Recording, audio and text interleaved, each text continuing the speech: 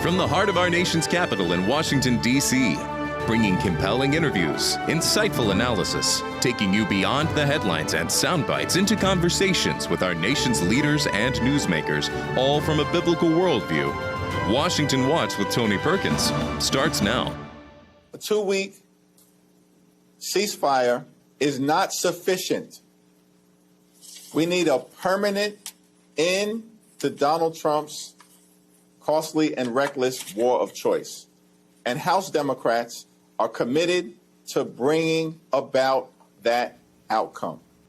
That was House Minority Leader Hakeem Jeffries earlier this afternoon. Welcome to this Thursday, April 9th edition of Washington Watch. I'm your host, Tony Perkins. Thanks so much for joining us. Well, coming up, we're in day 2 of the U.S.-Iran ceasefire, but there's still very little movement through the Strait of Hormuz as anticipation builds for high-stakes peace negotiations this weekend. The chairman of the House Intelligence Committee, Rick Crawford, joins us with an assessment of where things stand with Iran. And later, Signal pollster John Rogers breaks down this week's elections in Wisconsin and Georgia, along with the latest trends as we head toward the midterm elections. All of that and more.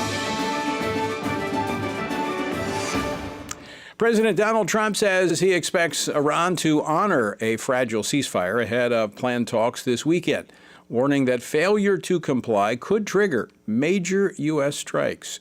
Joining me now is Casey Harper, Washington Stand's reporter, who has been closely following today's major developments. Casey, where do things stand right now with the ceasefire? Yeah, thanks, Tony. That press conference with Hakeem Jeffries was almost a little humorous to me. I think everyone knows that a 2-week ceasefire is not enough, but it was viewed as progress so they can work this thing out. Now, President Trump has remained firm on this. He's warned Iran that they have to follow through on the terms that they do have, or he's going to resume those large-scale military attacks. But Iran, on the other hand, is accusing the U.S. of already violating the deal because Israel has continued to strike Hezbollah terror targets in Lebanon. Now, the White House says, hey, Lebanon is not part of the Iran Strait of the Hormuz ceasefire, but Iranian leadership says it is. So that's going to be a key point of contention this weekend. Now, British Prime Minister Keir Starmer also spoke to the issue, acknowledging the uncertainty surrounding the ceasefire while visiting British troops in the Gulf today. Here's a clip. Relief that there's now a ceasefire. I think a general sense that it's fragile, that there's work to do in relation to it. Now, oil prices continue to climb towards $100 a barrel, and the markets are a bit nervous as there's a lot of doubts over the longevity of this agreement, but it is progress, and we'll be watching closely this weekend, Tony. House Republicans earlier today blocked a Democratic push to limit President Trump's military actions in Iran, using a brief pro forma session to sidestep a vote and deepen the standoff over the presidential war powers. So, Casey, what actually happened during this session, and what does that signal about Congress's role in this conflict going forward? Yeah, the House Democrats are trying to be more active here, but House Republicans shut down this Democratic effort to force a vote that would limit President Trump's military authority over the Iran conflict during this brief session that you mentioned. But Democrats said this is not the first time they've done this. They've repeatedly tried and failed, once again, to pass any kind of war powers resolution or any measures in the House or Senate that is forcing congressional approval for the president to continue strikes. Now, we have a clip here from Democratic Congressman Glenn Ivey, who spoke this morning. This morning, we went to the House floor to demand that the Congress take up the war powers resolution that's been under consideration before, but we have to get back to it again. We've been at war for 40 days. We've only been in session for 33. The White House is, of course, insisting that the president's actions are legal, and Republicans are largely backing his approach on this one.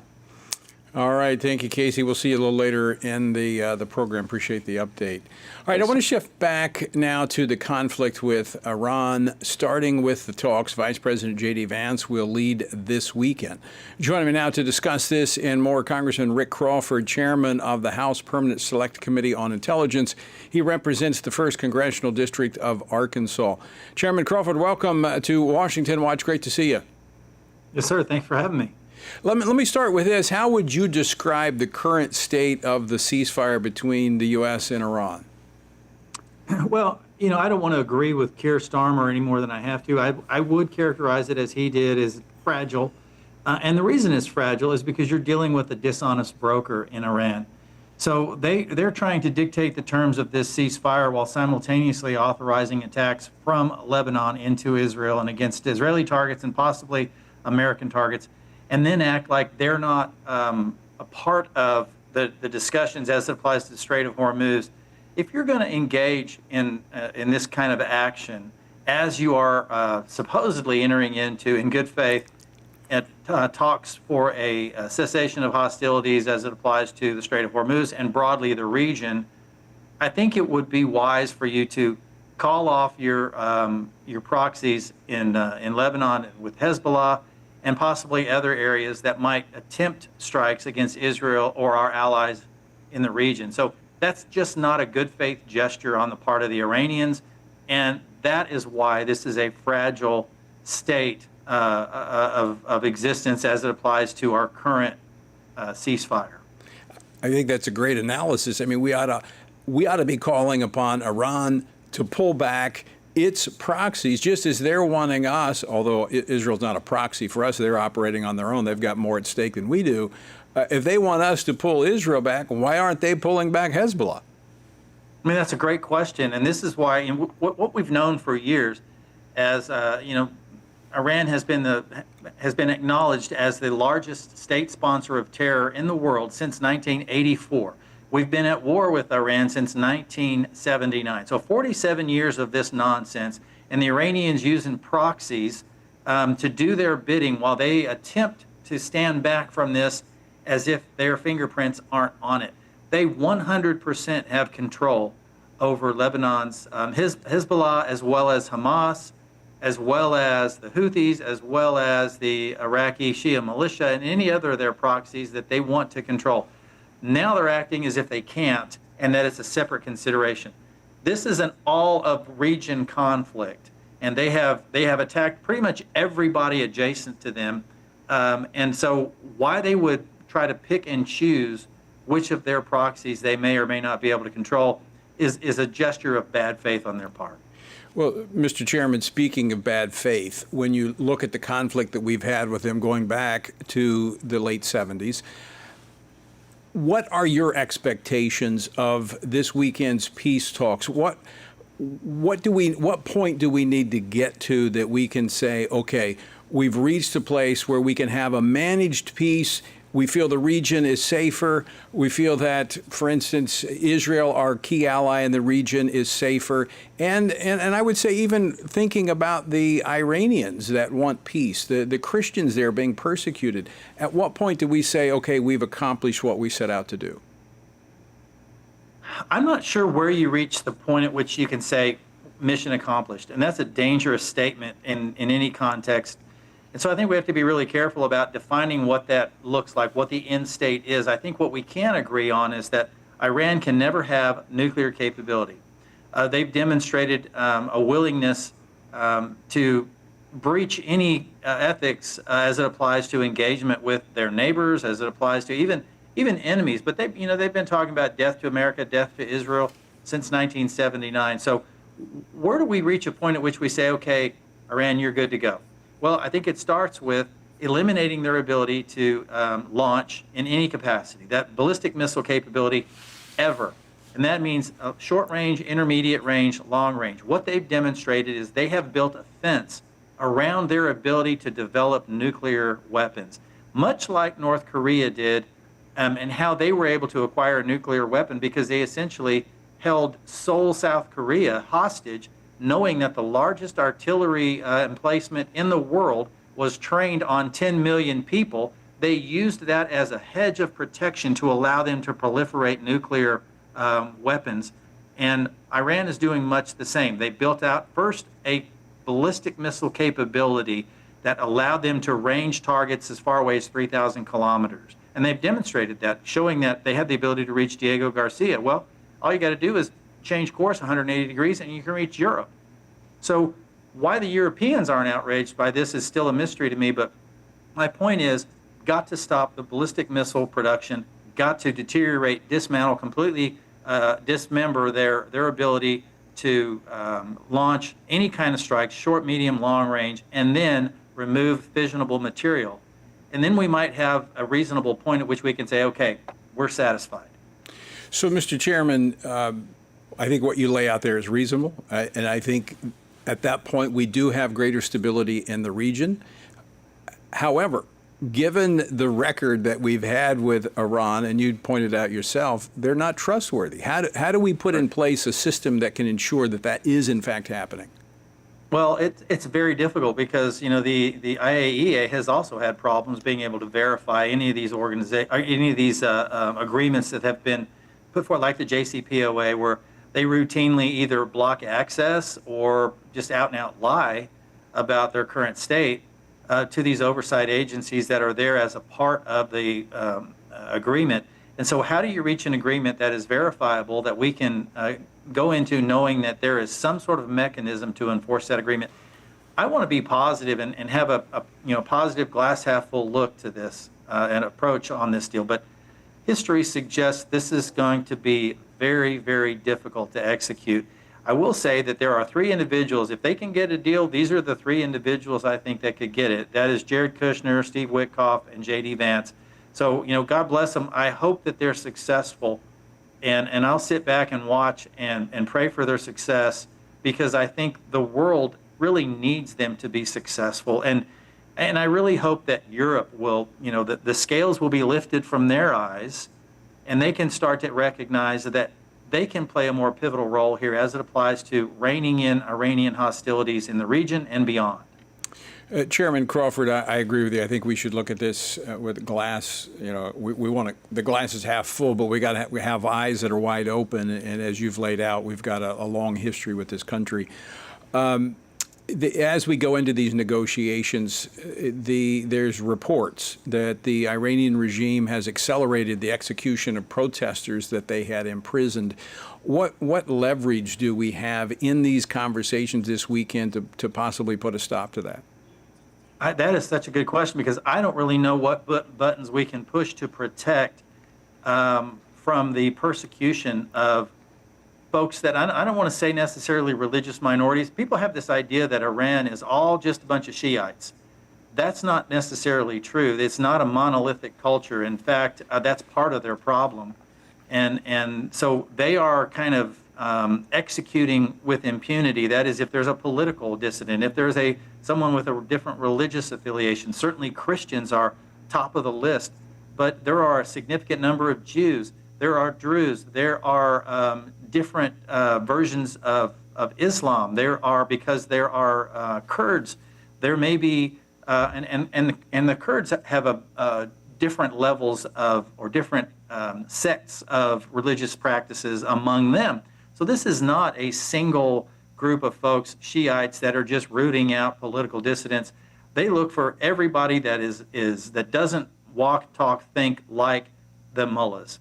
And those are targets for elimination. And how we stop that, I honestly think it stops when the mullahs quit being the ones running the country. Yeah.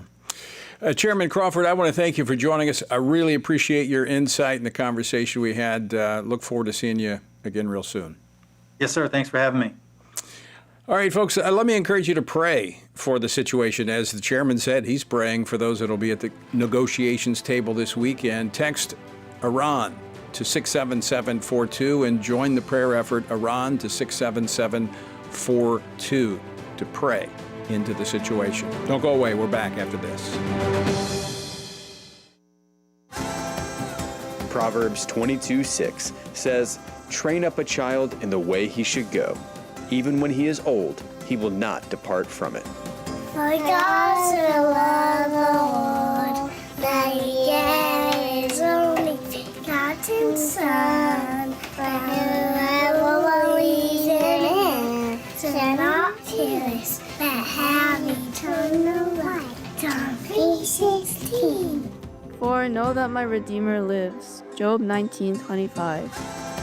God raised Jesus from the dead because it was impossible for death to take hold on him. Acts 2:24. Join Family Research Council in Standing on the Word. Visit frc.org/Bible for free resources to help your family follow the way, Jesus, the risen Savior of the world.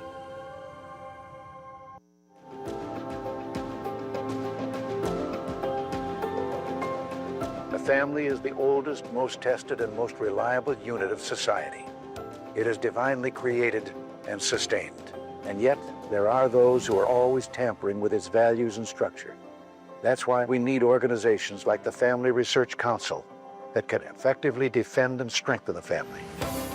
Family Research Council began over 40 years ago, like all great movements of God, with prayer. Today, rooted in the heart of the nation's capital, FRC continues to champion faith, family, and freedom in public policy and the culture from a biblical worldview. FRC is one of those bright lights that helps us focus on true north. And I shudder to think, had they not been here, that it could have been worse. The Family Research Council is key.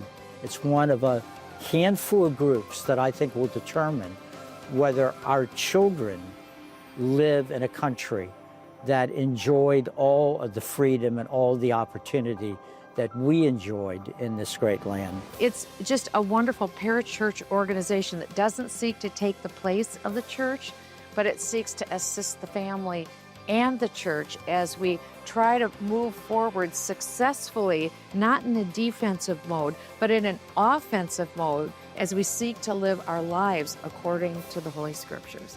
FRC is not going to be whooped. We're going to fight. We're going to take a stand. And again, we don't retreat. You will never see in front of this building here in Washington, D.C., a white flag fly.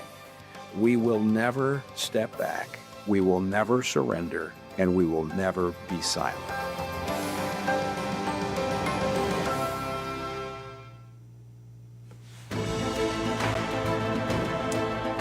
Welcome back to Washington Watch. Thanks for making us part of your day. The website, TonyPerkins.com. All right, the results of this week's elections in Georgia and Wisconsin have many warning signs for Republicans. 3 races that were closely watched were Wisconsin's state Supreme Court race, Georgia's congressional special election, and the mayoral race in Waukesha, Wisconsin. And most of the headlines are heralding Democrats as big winners. Is that true? What are the takeaways? And are we seeing any trends that could impact this year's midterm elections? Joining us now to unpack this and give us some analysis is John Rogers, Senior Partner and Pollster at the polling firm Signal. John, welcome back to Washington Watch. Thanks so much for joining us. Tony, great to be with you again. So tell us what happened in Wisconsin and Georgia. What are you reading there? Yeah, so in Wisconsin, you had an open state Supreme Court seat that was up for election. There was no incumbent, and the Democrat won by a really hefty margin of about 20 percentage points, right? And obviously, Wisconsin is a state that President Trump won in 2024 over Kamala Harris. So, not a great sign for Republicans there, but you do have to kind of keep in mind that this is a what you would call sort of an off-term election. It's a spring election. Those tend to favor Democrats more because Democrats have become more and more the party of the white-collar, college-educated class. And the Trump base, which is made up more of working-class voters now, is less likely to turn out an election in the spring. But it's a tough outcome for conservatives in Wisconsin to have a Democrat added to the bench there. And then in Georgia, in Northwest Georgia, in the Dalton area, this was a special election to replace Marjorie Taylor Greene, who obviously has stepped down from Congress. The Republican did defeat the Democrat by 12 percentage points, but this is also a district that President Trump had won by about 35 points. So a pretty stark drop down from 35 points to a 12-point victory. You have to keep in mind, though, Tony, that Democrats outspent Republicans 5-1 here, and it was an election 2 days after Easter, and so low turnout was kind of expected. John, I think it's important, that little caveat that you just mentioned about the outspending of the Democrats, the Republicans. They're trying to change the narrative, and so when a minority party is focused on winning a special election, I mean, they throw everything they can because they want to change the narrative. That's right. And there's no doubt that enthusiasm is really high on the Democratic side. If you go back to the North Carolina primary election in March, there were 200,000 more people who voted in the Democratic primary than voted in the Republican primary. So what I would say right now is that Democrat voter enthusiasm is at a 10 of 10. Enthusiasm is extraordinarily high. And so for people who are on the right side of the aisle, for Republicans, for Speaker Johnson, for President Trump, and all the way down to people who are running for state legislature, they really have to work hard to make sure that Republican base turns out in November. Okay, let's talk about that, because your firm just did a nationwide poll, and one of the things that you were tracking on this is that you saw the right direction, where people saying whether or not the country was on the right direction, shifting significantly among Republicans. That should be a concerning sign. It is a little bit of a concerning sign. I think that there is a little bit of angst about the war in Iran, and then you see the high gas prices. Republicans still strongly support the president's actions in Iran, but there's still, you can support the actions taken against Iran, but then also look at gas being above $4 a gallon, maybe in your state, and then have some angst about that. So I think that explains a little bit of the softening among Republican voters. So enthusiasm is a key factor in elections, even more so now as the electorate is so narrowly divided. I mean, I think in your polling you show there's about a 12% in the middle, the undecided independent voters that everyone's going to be trying to reach. But you can't abandon your base in trying to reach those undecided independent voters. How do you do that? Well, for Republican electeds and for Republican candidates, they have to show their base that they're campaigning on the issues that the base cares about. They have to show that they're advocating for the unborn, for sanctity of life issues. They have to show that they are working hard to uphold the immigration laws of the land and work with President Trump in deporting illegals. But then you also have to do that in such a way that as you're talking to voters in the middle, you're holding on to your principles, which the core base Republican voter expects you to. But then you're also offering solutions to all voters when it comes to things like inflation, which is the top priority that voters have right now across the country. So John, are voters looking for specifics? I mean, we live in an age of sound bites, and you talk about, for instance, the pro-life voters. I mean, that's a pretty good chunk of Republican voters. That's about 2/3 of Republican voters identify as pro-life. But just saying I'm a pro-life candidate, given the fact that abortion numbers have risen in the country since the overturn of Roe, is it going to require more specific policy initiatives in order to gain the trust and support of those voters? I think it will, Tony. For a lot of pro-life voters, for a lot of Republican voters, this is an issue that they've prayed about, that they have thought about, that they've volunteered around for decades, right? And the reversal of Roe v. Wade with the Dobbs decision, for a lot of those Republican voters, is just the first step, right? And what they want to see is that the unborn are protected at the state level and then also at the federal level. And you understand that that's going to take a lot of work, a lot of prayer, a lot of effort and organizing to do. But on that issue, that's where Republican primary voters want the party to go. We have just a little over a minute left, John. How significant is the Iran war impacting the standing of Republicans with voters right now? We asked about support or opposition to the Iran war last month and then repeated it again this month in our national poll that just came out. And we found that net opposition rose by 7 points across the electorate. And, I don't think that's too surprising. As gas prices have risen, voters have a lot of concern about that. And, so we'll see. Obviously you have the ceasefire, the efforts by Vice President Vance at the negotiating table, and hopefully there's a good outcome across the board there. 30 seconds. What recommendations do you have Republicans going forward into the midterms?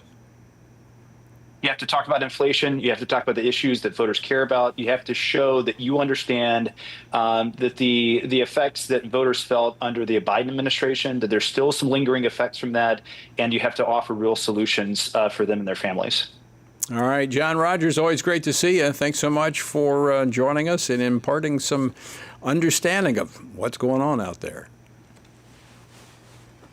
All right, coming up, we'll discuss the ceasefire with Iran and the latest developments in the Middle East from the perspective of Israel, as Israel today actually agreed to engage in direct talks with Lebanon. So don't go away. We're back with more Washington Watch on the other side of the break.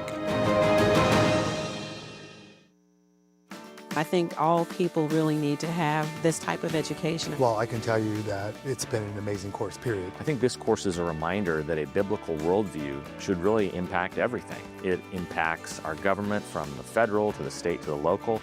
It should impact what we're doing with our families and with our work. God and Government is a video-driven, Bible-based training course from Family Research Council that explores the connection between biblical principles and American government.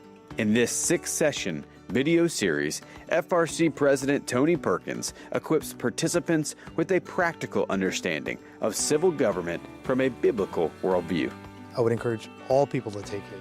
I almost wish I would have took it earlier, that I could have taught my kids this. I wish I had known these things when we were homeschooling, because I think children and my adults now would just greatly be influenced by that information. So I'm an attorney, and for me, it gives me some direct practical knowledge of what I can do to try to impact my legal community, to make better legislation, to try to encourage legislators to make choices that have a biblical worldview, which is what we really want. Any pastor would benefit from taking this course because we are dual citizens, right? We are citizens of the kingdom of God, but we're also citizens of this great land, and that comes with responsibility. Even as someone who has been involved in these types of issues for a while, you're learning little bits and pieces of new stuff all the time. But it's also approachable enough that newer people, younger people, high school, college students, they can really glean something from this. So I would encourage everybody to take this course, whether it's the videos, whether it's doing it in person. Bring your Bible study group through it, bring your homeschool group through it, and equip yourself for these challenging days ahead. View the course at frc.org/God and Government or on the Stand Firm app.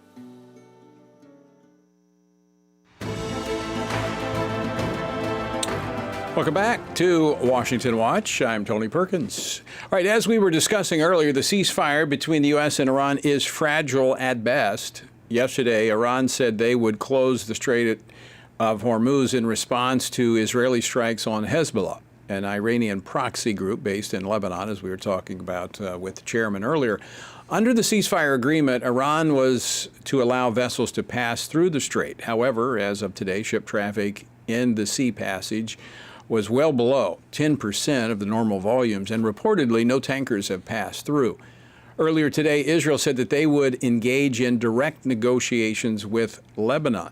So the question is, how is all of this being viewed in Israel? As we were talking about earlier with Chairman Crawford, what do we need to do to secure the protection and the well-being of Israel, our ally in that region?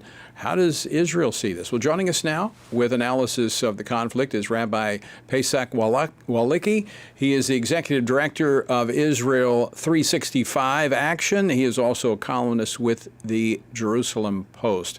Rabbi Walicki, welcome back to Washington Watch. Thanks for joining us. It's great to see you, Tony. Thank you for having me.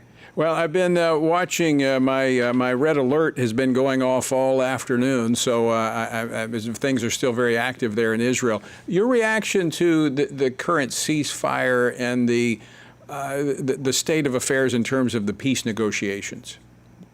Well, you're correct, Tony, for calling it a fragile ceasefire.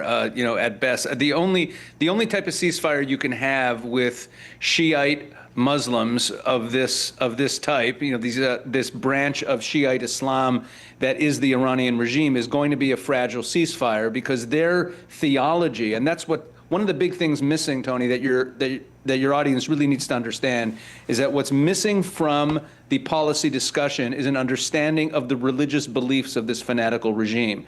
They are Shiite 12er Muslims, and that means that they believe that the way they will bring the Mahdi, who's kind of like their Messiah figure, is by bringing the world to a point of apocalypse.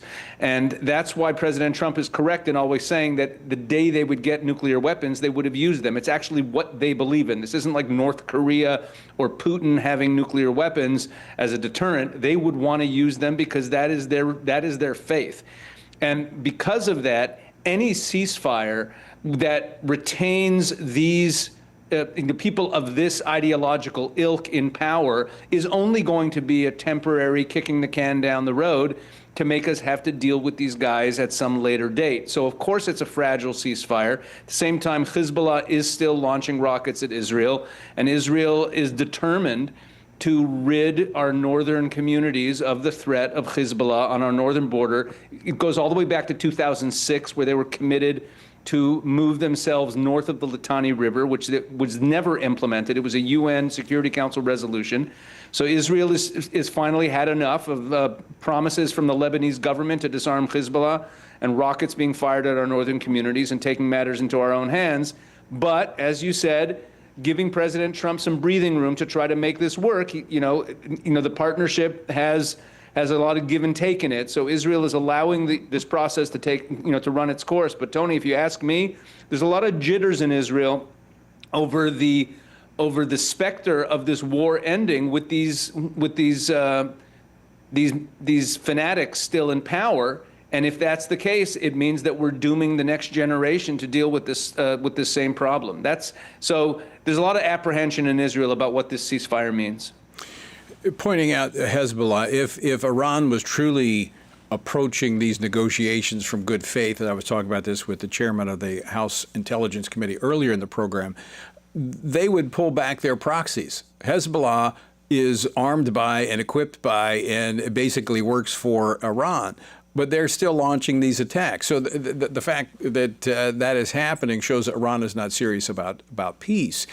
Let me ask you this. So these direct talks with Lebanon, are you optimistic that, you've been at basically war with Lebanon since Israel became a state. So this could be a breakthrough. Do you think that you could actually have peace with one of your neighbors? Well, we have peace with a few of our neighbors, but I don't think it's possible to have any real negotiations with Lebanon. The way it's far beyond the scope of this discussion, Tony, to discuss how dysfunctional the Lebanese government is. It's kind of built for paralysis, and they don't really have, the Lebanese government doesn't really have any power. The Lebanese army is not as strong as Hezbollah. So Israel will engage in these negotiations, but in the end of the day, Hezbollah is going to have to be dealt with. And, when you talk about Hezbollah as a proxy, they're actually different than the other proxies. And this is very important for people to understand as you watch this. The Houthis, Hamas, Palestinian Islamic Jihad, those are proxies of Iran. They get funding, they get weapons. Hezbollah is different. They actually are an arm of Iran. It's like the Foreign Legion of Iran. Let me illustrate it this way. When Nasrallah, the previous head of Hezbollah, was killed by the Israelis, his replacement, Naim Qassem, was appointed in Tehran, meaning Hezbollah is not even really a proxy of Iran. It actually is an extension of the regime, which means that if they're firing rockets, it means that the order has been given in Tehran for them to keep firing rockets. And that's why, from Israel's perspective, and from a real perspective, if you really understand that what I just laid out, Hezbollah firing rockets at Israel means that Iran is continuing the war, because Hezbollah is Iran. They're not independent actors in any way. So I don't have, and as for the Lebanese government, like I said, I don't have much confidence in them. They've been inept for 50 years, ever since the civil war in Lebanon began in 1975. Lebanon has been a dysfunctional country ever since. So I'm sure the Christian 30%. I think we lost you there, Pesach. Thanks for laying that out. I think it's very important that people understand how Hezbollah actually operates as an arm of Iran. And Pesach, know that we will be praying for you, for Israel. We'll be checking back in with you again real soon. All right, folks, stick with us. We're coming back with the Washington Stand panel after this. Don't go away. 250 years ago, our founding fathers signed a death warrant, pledging their lives, their fortunes, and their sacred honor to the idea that our rights do not come from men, but from God. Protected by Providence, they brought forth a new nation, one nation under God, whose word rings beneath every law and liberty. Family Research Council believes in preserving this rich history, the grounds of our freedom, our undeniable foundation of faith.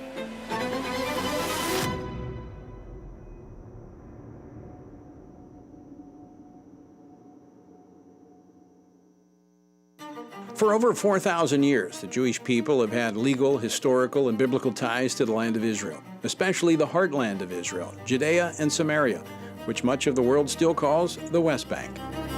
To Israelis, Judea and Samaria is far more than a name. It's the center of their ancestral homeland where nearly 80% of the Bible's events took place.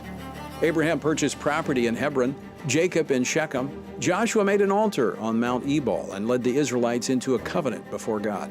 On Mount Gerizim, overlooking Shechem, Jesus talked to the Samaritan woman at the well about worshiping neither on Mount Gerizim nor in Jerusalem, but in spirit and in truth. Judea and Samaria is nearly a quarter of Israel's current landmass, not a small strip of land on the Jordan River, but a vital and strategic part of the nation's identity. The October 7th massacre, launched from Gaza, shattered the illusion that giving away territory brings peace. Gaza, which was once seen as the cornerstone of a two-state solution, became a launchpad for terror. Today, only 21% of Israelis support a Palestinian state. Trust in a two-state solution has all but collapsed. The Middle East is changing. Iran's grip is weakening, new alliances are forming, but Western countries and some U.S. officials still chase the mirage of a two-state solution. History speaks clearly. The 2005 Gaza withdrawal, backed by the U.S., led not to peace, but to a terrorist regime. Judea and Samaria are 24 times larger than Gaza, deeply woven into Israel's geographic and spiritual fabric. To surrender them would not bring peace. It would invite conflict and existential danger. Family Research Council stands with Israel's rightful claim to sovereignty. It's time for America to do the same, for history, for justice, and for lasting security in the Middle East.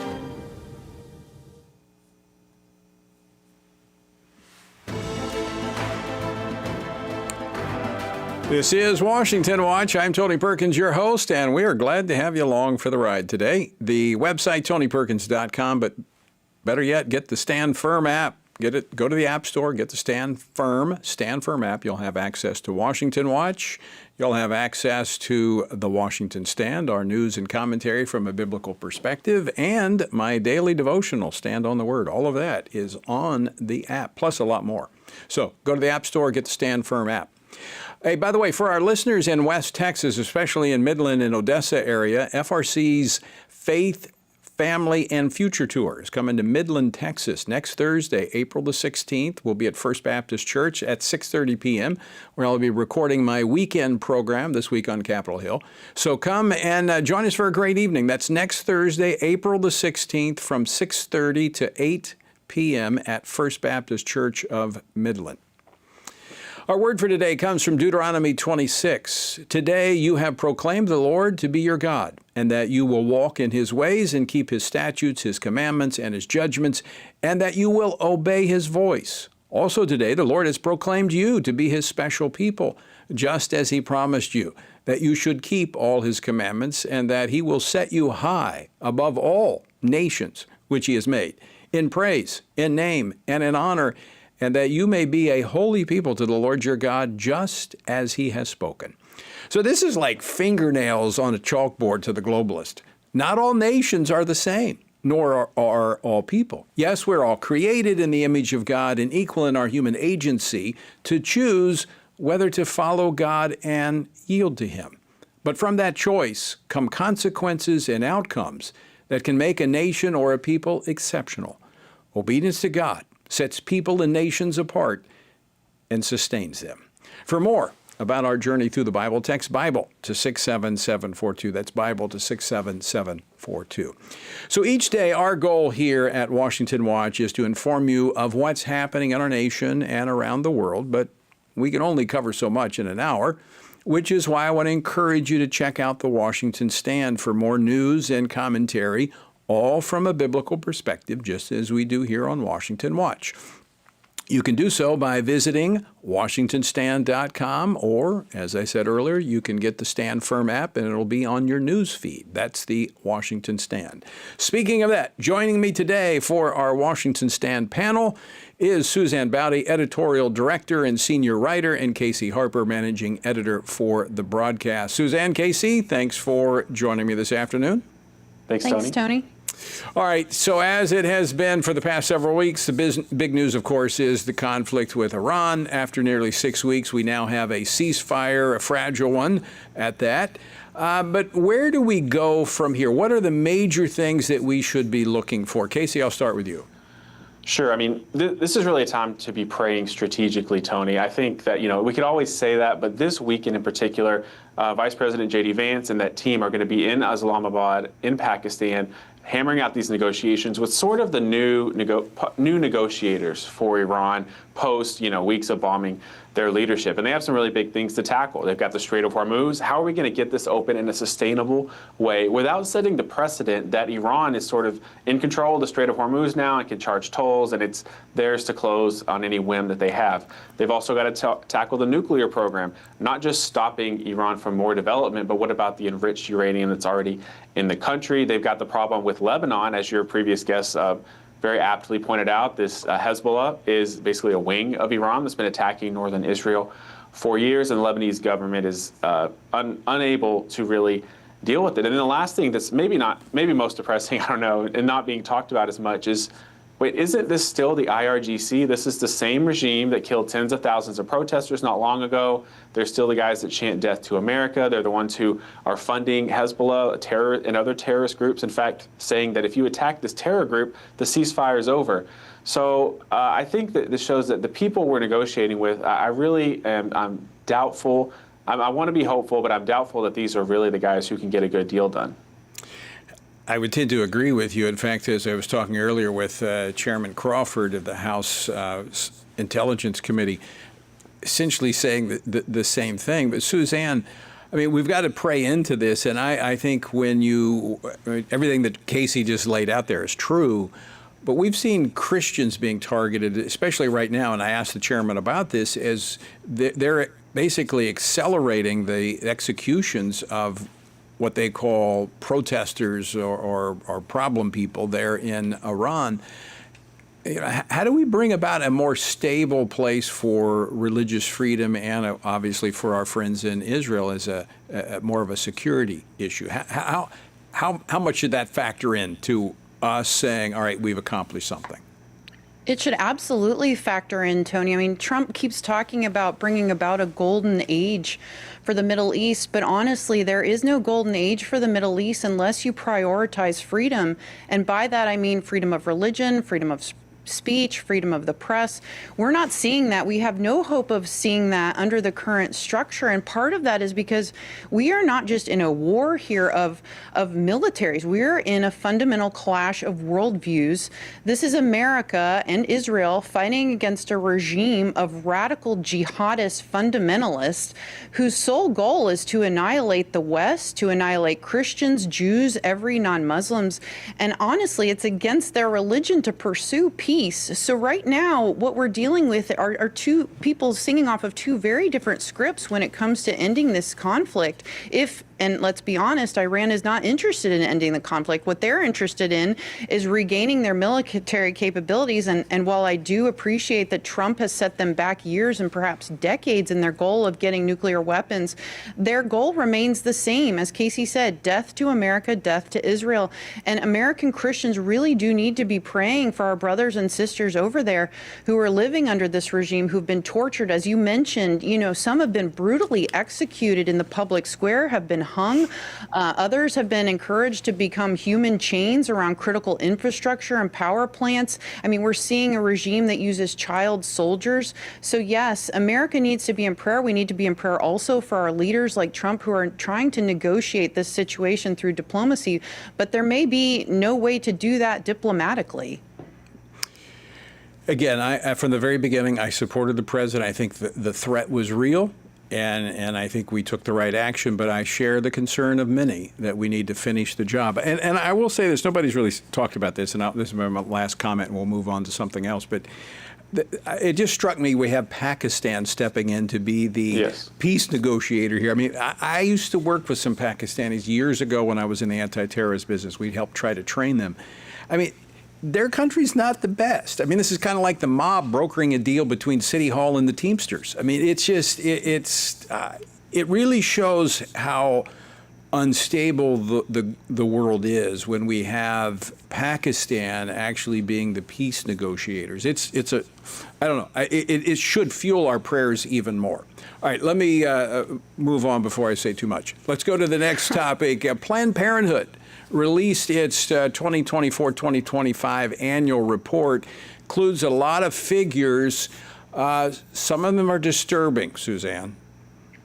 They're so disturbing. I think so many people thought with the overturn of Roe, which we had prayed for literally decades, that we would really see a cultural change in abortion, a legislative change on abortion in America.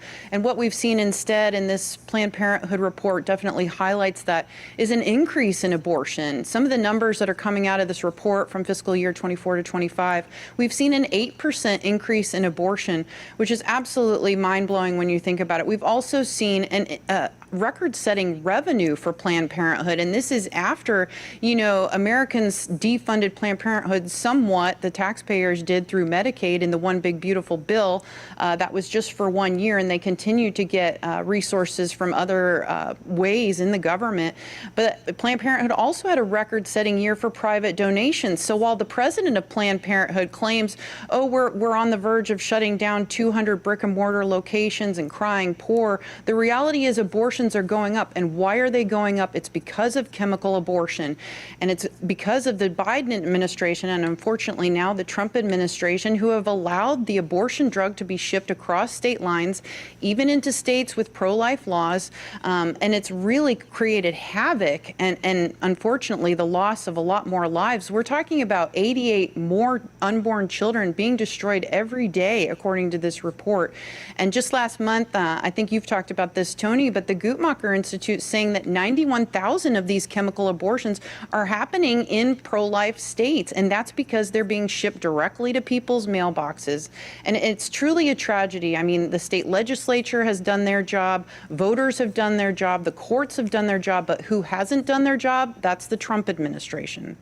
Yeah, this is these two reports kind of back to back, the Guttmacher and now the Planned Parenthood, showing the rise in abortions. We're bumping up to 1.2 million abortions, and somewhere between 65 to 70%, maybe more.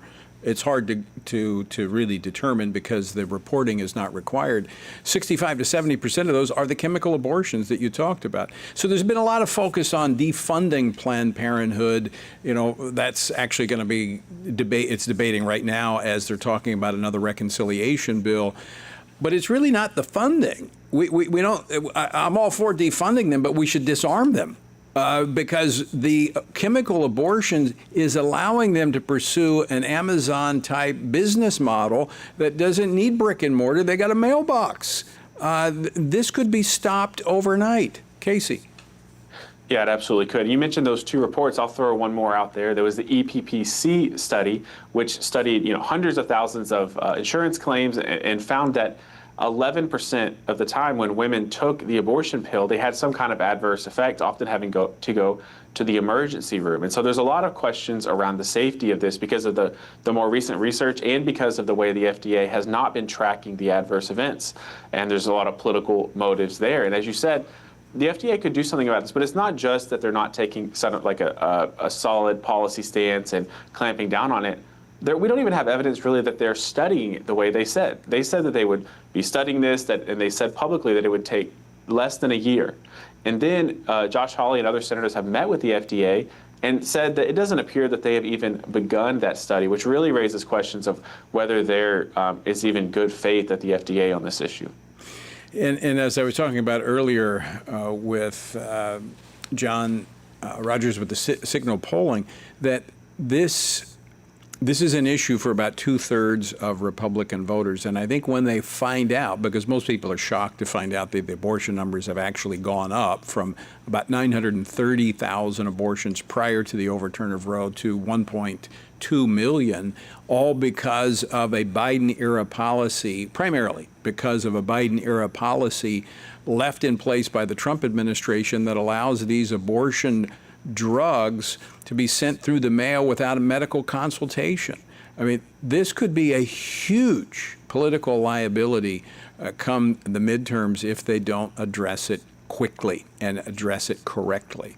By the way, folks, you can weigh in on this. Text the word LIFE to 67742, LIFE to 67742. We need to, I think, save the Republicans from themselves because they need to address this issue. All of these promises that we've heard for years about being the pro-life party, well, now's the time that they can prove it, and it's time they do it. All right, I want to shift to another topic before we run out of time.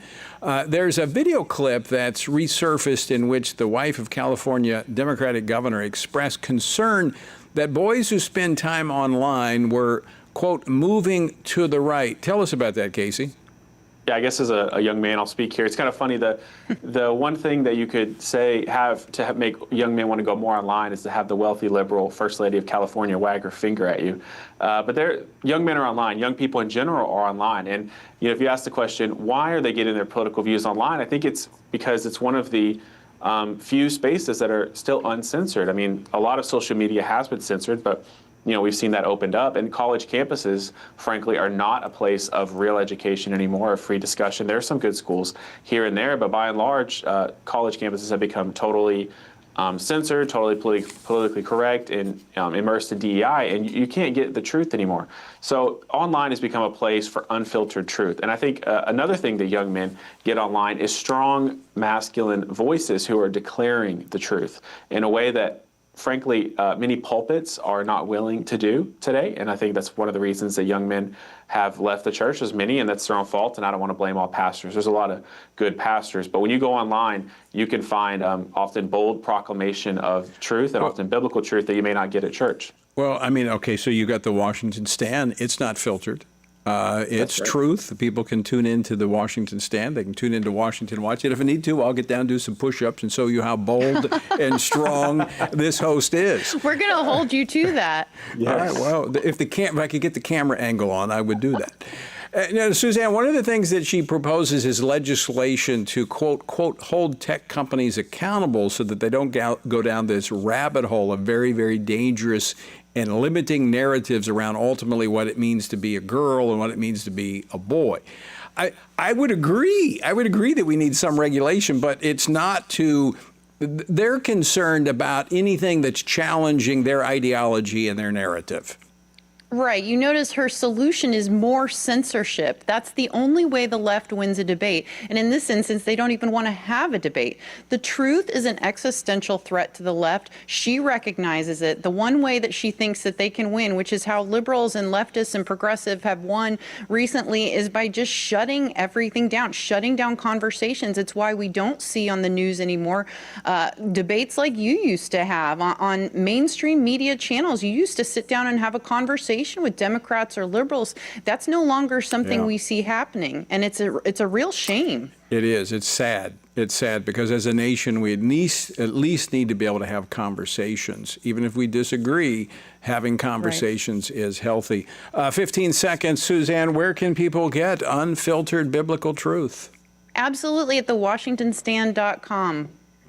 All right, Suzanne Casey, always great to see you on the Washington Stand panel. Thanks, Tony. And folks, check it out, WashingtonStand.com, or get the Stand Firm app. You'll have it all right there in your pocket.